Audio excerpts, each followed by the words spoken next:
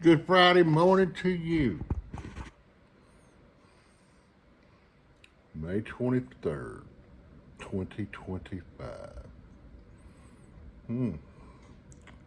Got some poll numbers in. Today's Butt Paste Award. And I talked to the king yesterday. Yes, I spent 27 minutes talking with Mayor George Flaggs. I do believe it was the best conversation we've ever had. He asked me from the onset, Tommy, what do you want? I said, George, I love you. I want to see you ride off into the sunset happily into retirement and live a long and happy, prosperous life. Go enjoy your kids, your grandkids. Go watch Nick play football. You'll make a fortune as a lobbyist.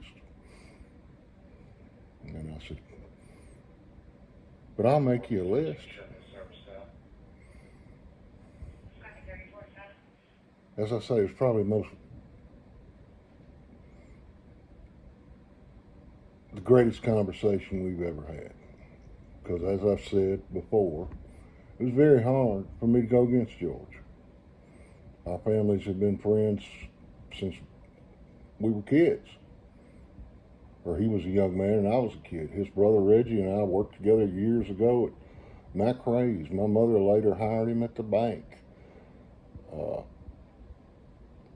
His late brother, Chief Darrell Armstrong, was a firefighter. And, you know, I have a special place for them.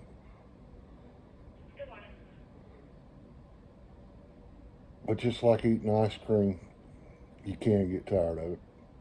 Iron wears out, and I think we're at that point, you know. And I said a couple of weeks ago in another video, what I really want to see and what I feel like is best for this community at this juncture is I want to see George retired or move on and do something else. I want the same for Sheriff Martin Pace. It's time to make some changes. I'm not going to address the sheriff's situation today. It's not the time nor the place. You know, in the book of Ecclesiastes, it says there's a time and place for everything. George and I talked about the group of retirees years ago when the city years ago had their own retirement system. And when they folded it into PERS, there was a whole group of retirees that were left in a gray area. And giving credit where credit's due, and George was in the legislature because it takes a local and private bill. I think that's been changed, but it used to take a local and private bill to authorize increasing their pay. And all these people, most of them are widows, but there are a few actual police officers and firefighters. They're in their 80s and 90s. They're left in the lurch, and you know, $100 or $200 they get would mean a lot to their economy. He promised me if re-elected he would see to it. I've already discussed it with Willis Thompson. Because we can't just take care of our first responders while they're working. They paid their dues. They paid their dues. They did their time. Two of the widows are the widows of firefighters killed in the Paul Pride butane explosion. You know, and Chief Stamps, Chief Martin, and Chief Cade put on a wonderful ceremony last year out at Station 2 on Indiana. It's dedicated to their memory. But somewhere down the line, the final alarm plaques stopped being put on our fire trucks. And I told George I would like to see them returned. Told Willis the same thing. Add the two young men that were killed in the tragic car crash. Although it wasn't a line of duty, they were active firefighters. And Lieutenant Drew Randolph. They should always be remembered. Always. It's the least we can do. And I'm sure I can find somebody, you know, I said, we'll get the flags. And he committed to that. But we had a great conversation on many things. I told him one of the things that I intend to see done one way or another. Myself and some others are commissioning a statue of the late Michael Mayfield, and I think the animal shelter should be named after Mr. Mayfield. I'm putting this out there because I don't want him to grandstand and come up with these and use them as Hail Marys here at the last moment. Those are my ideas in case they come out in the next 10 days. And there's a few other things that we discussed. But like I said, we had a great conversation. And at the end of it, we exchanged I love yous. And I told him this is strictly business. But I didn't come off the bench and get in this political race, lightly. I didn't take it lightly. But, it's time. Now I want to address some people in the community and award today's Boudreaux's Butt Paste honorary awards. Mr. Brad Eldridge, Mr. Jeremy Luckett. I didn't put the videos over on Crime and Discussion. Becky Sue did. And yeah, I may breathe through my mouth. If I want to breathe out my ass, that's my business. The Miss Lou News Now page, I'd had it pulled down for years. They wanted me to give it to him.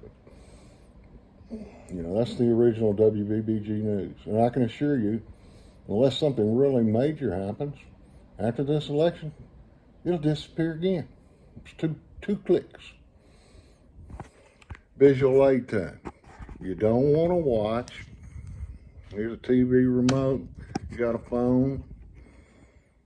Somebody, not you two, but somebody even said something about me wearing a black T-shirt. And, I said, well, some people wear white wife beaters. I wear black ones. Got plenty of them. Must wash a whole lot because I just wore out a damn washing machine. Yet a thing shaking because I'm pissed. Mr. Eldridge, I want you to take 2 of them duck calls, stick one in your mouth and the other one up your ass and play me a tune. Do you know how many people I have watched in my lifetime blow in here? And you may be doing real well. I don't know. I'm not coming to your place because, number one, I don't hunt. Number two, if I want coffee, I'll go see Daniel Boone or I got a coffee pump. Don't know you, don't want to know you. But I have paid my dues in this town to say what I damn well please. You can call me a mouth breather, a neck breather. Stick that duck call straight up your... Yeah, I already said it once. Now, the poll numbers are in, and the most recent ones show Willis Thompson is ahead by 15%. Casman Massey polled at 2%.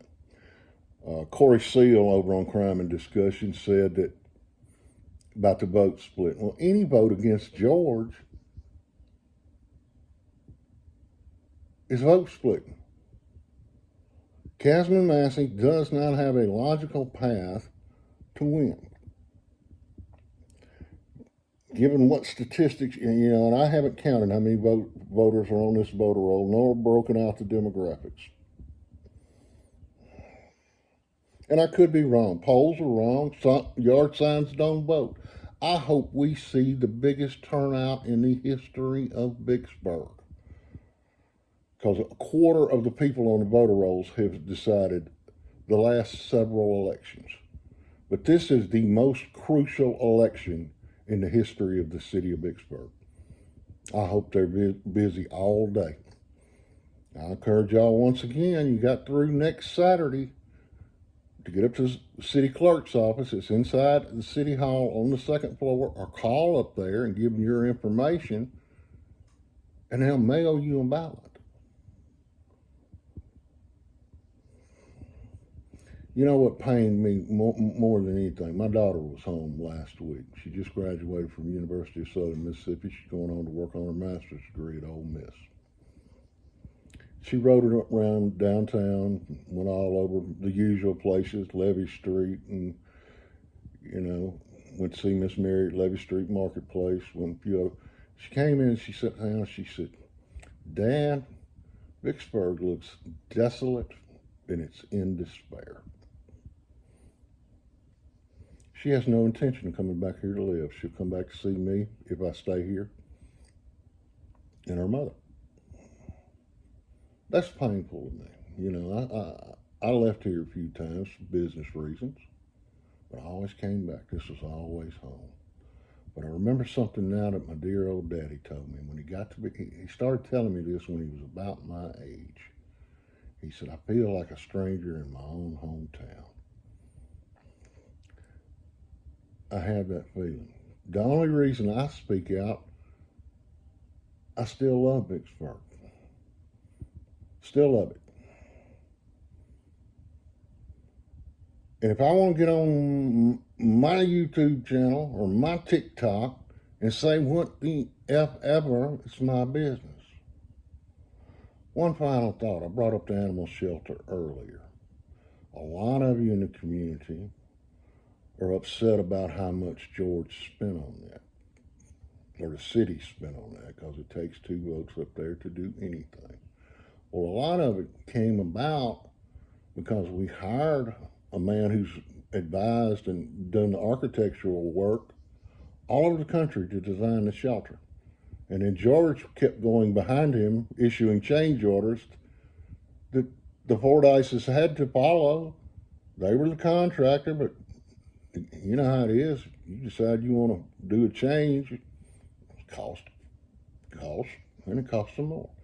And now that we got it, we realize that some things probably should have been done a little different. Well, it could have been built cheaper, but we desperately needed a new animal shelter. They've torn the old one down. God rest its soul. It served this city well. I'm old enough to remember when they kept the stray dogs and cats down at the gas plant. It was horrible. What was going on up there in Kings was horrible. If you ever went up there, you know I'm telling the truth. Hell, if you remember last year, old Davis Day and I got in a cage up there and raised money. Did all kind of funny stuff. See, I've done things like that for the community, Mr. Eldridge. I raised a lot of money for the flood victims up at Eagle Lake, a thing called Flood Fest. I helped raise a whole lot of money following Hurricane Katrina, a little thing called Back Up the Badge. And I'm not, I don't know you, and now I don't want to know you. But if I want to breathe through my nose or breathe through my ass, it's my business. I can't even find you on the tax rolls. I ain't looked to see if you're on the voter rolls. You know how many people I've seen below in here with the Field of Dreams business theory? I'll build it and they will come. Hey, maybe you're shipping dope calls all over the world, but God bless you if you are. You don't want to watch it? You ain't got to.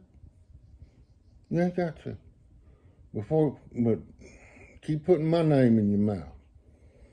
I'll bring Miss Lou News now back to life long enough to advertise you going out of business sale. And Mr. Luckett, I'll say what I damn well please. Go on back in the storeroom down there at USA Pawn, kiss my ass, and have a great day. And that's the bottom line.